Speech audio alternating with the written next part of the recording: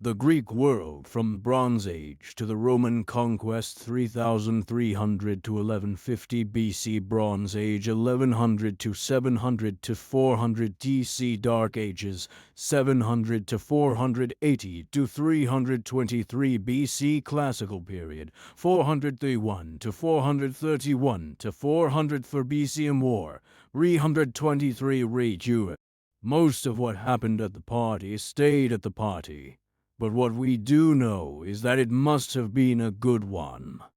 One of the guests, presumably operating under the influence of his host's excellent wine, took the liberty of scratching the following ditty onto one of his host's fine exported ceramic wine cups. I am the cup of Nestor, good to drink from. Whoever drinks from this cup, straightway the desire of beautifully crowned Aphrodite will seize him. While party pranks do not commonly make history, this one has. This so-called cup of Nestor is one of the earliest examples as well as the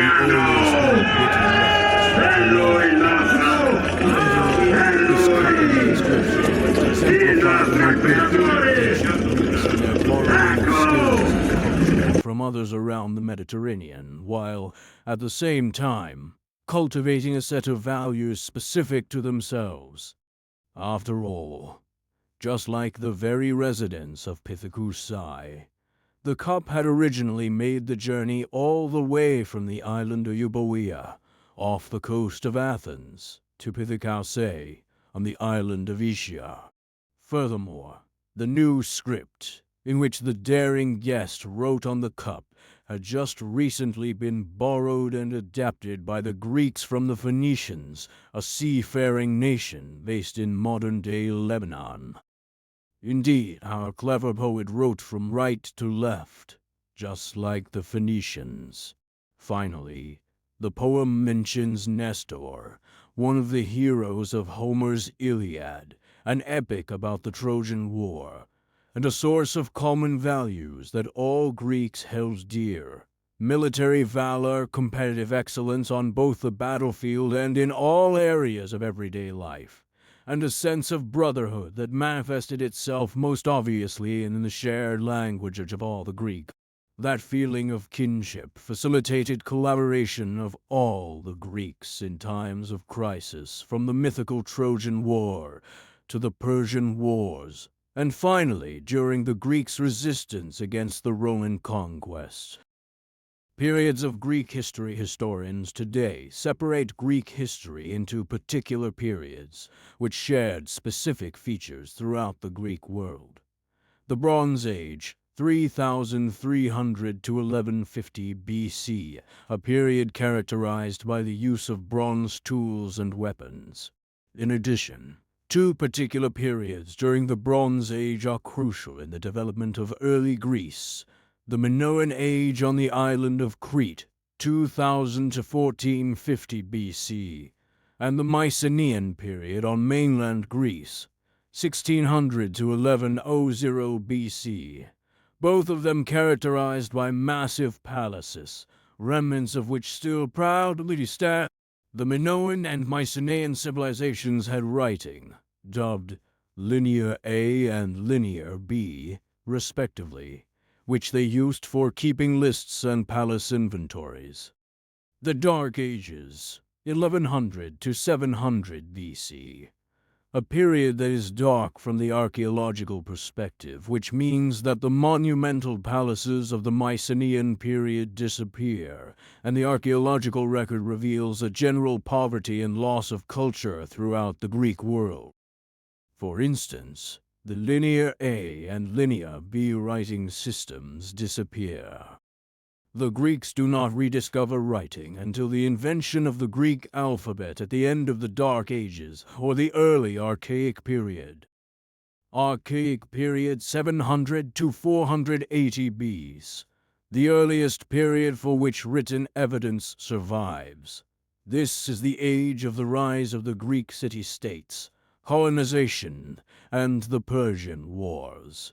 Classical period 480 to 323 BC, the period from the end of the Persian Wars to the death of Alexander the Great.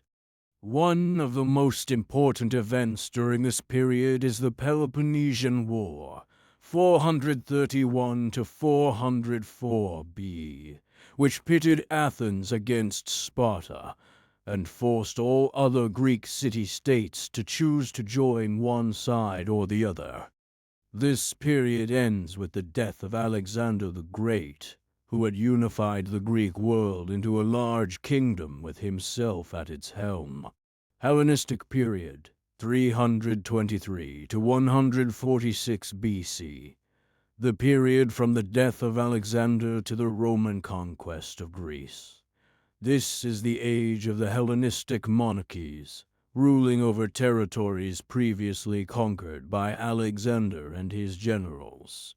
Some historians end this period in 30 BC, with the death of Cleopatra V, the last surviving ruler of Egypt, who was a descendant of one of Alexander's generals. The rest of this chapter will be devoted to examining each of these periods in greater detail, covering chief political, military, and cultural developments. Methodology, sources, and problem. Before launching into the story of the early Greek world, it is important to consider the methodology that Greek historians utilize. In other words, how do we know what we know about the Greek world? Modern scholars of ancient history are notoriously obsessed with evaluating their primary sources critically, and with good reason. Studying Greek history, especially in its earliest periods, is like putting together a puzzle, most of whose pieces are missing, and some pieces from another puzzle have also been added in for good measure.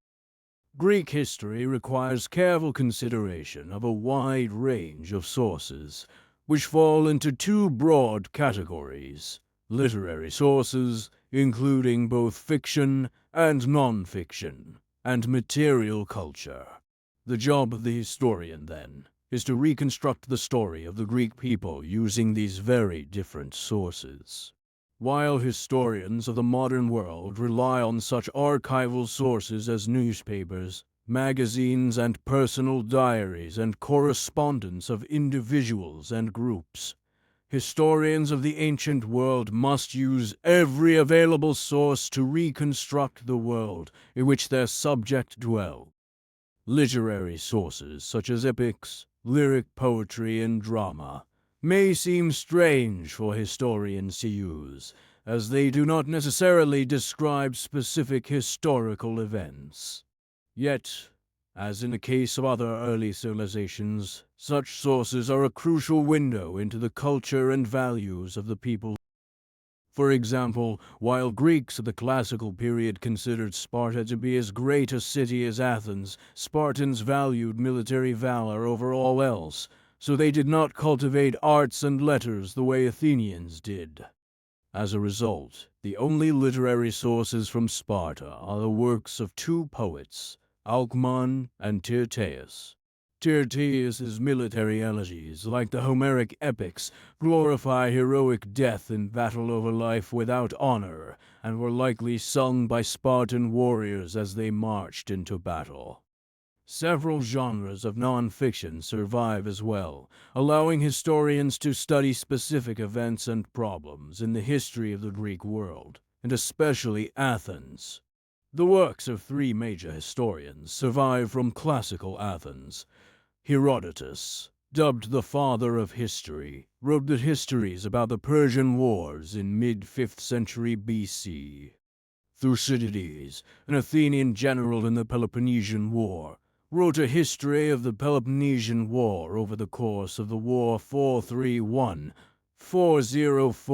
BC. Finally, Xenophon wrote a history of the end of the Peloponnesian War, starting with 411 BC, where Thucydides' work ended, and into the 4th century.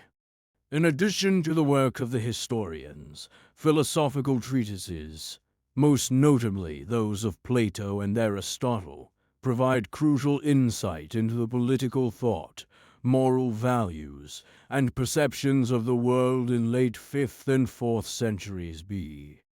The approximately 100 surviving courtroom speeches from the same period likewise provide us with a window into the Athenian legal system.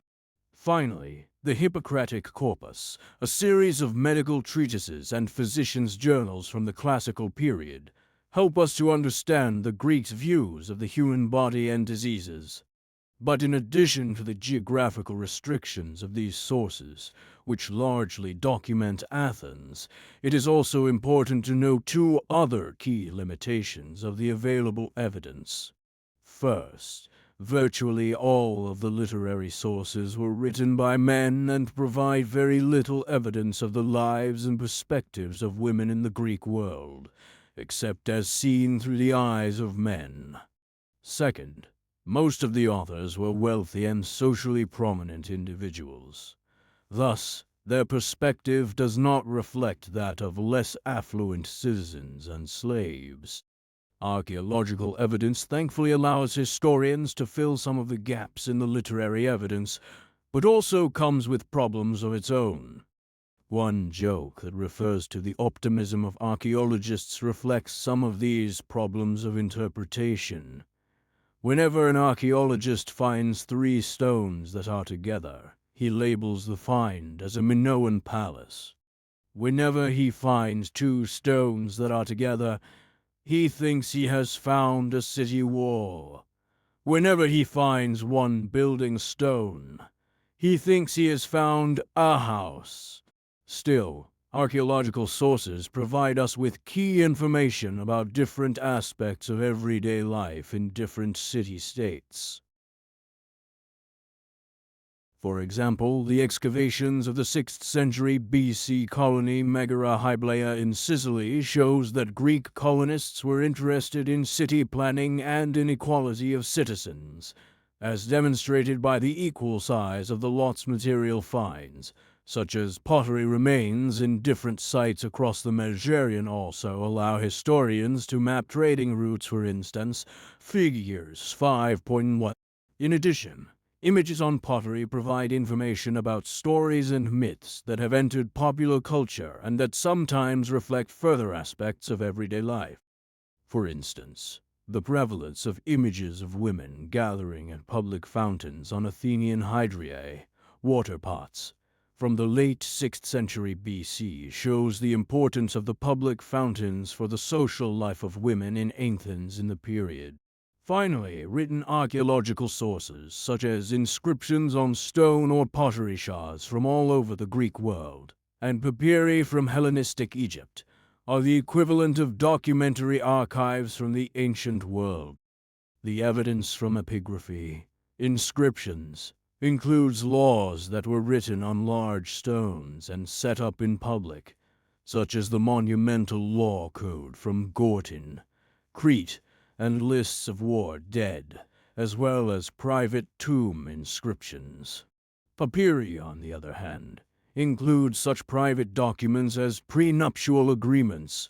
Among the strangest are prenuptial documents for brother-sister marriages, legal in Egypt, but nowhere else in the Greek world, divorce documents, loans, and village police reports. All the theft appears to have been a serious problem in the Fayum in the Hellenistic period.